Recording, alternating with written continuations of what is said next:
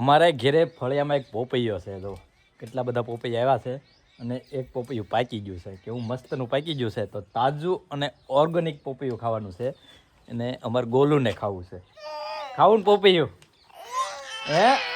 અને પોપૈયું એને આંબુ છે પણ પોપૈયું અધેર છે એ આમતા નથી. તો એને ત્યાં લાકડું મૂકીને પોપૈયું તોડી લઈ.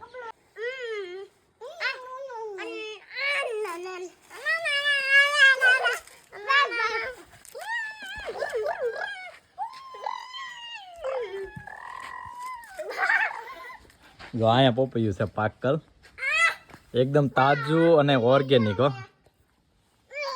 અને દા બી બળ કરે છે પોપૈયું ખાવું છે એટલે. ચડી જા હાલ.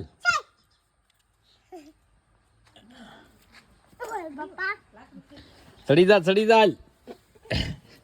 પોપૈયો પકડી ચડી જા. જો ચડી ગયો. અંબા હે લે આંબી ગયો. પપ્પા પાકી ગયું છે હવે તોલા તૂટેલો તો તારથી નહીં તૂટે તો ખવા હે કેમ? હે ભાવે તને પોપૈયું? કેટલું ભાવે? બહુ ભાવે? તો તોડી લેવાનું છે એમ? તો તૂટી જા તારથી.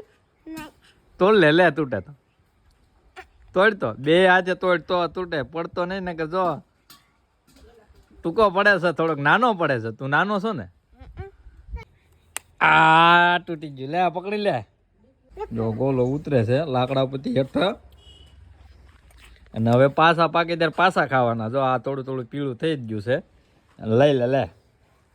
હાલો ધોઈ આવો. ક્યાં નળ છે? ટાંકી છે ને ધોયા.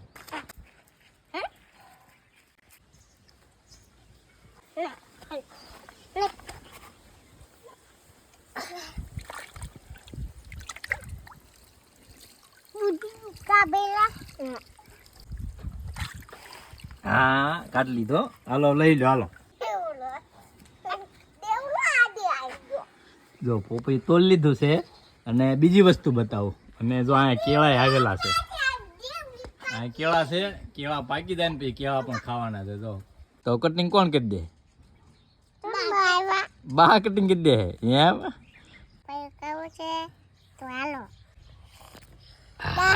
મજા આવી? ગયું છે? તમારે ગોલું અને મલું બે પોપૈયું ખાય છે અને કેવું સરસ પાકી ગયેલું છે. તો કેવું ભાવે તને? હે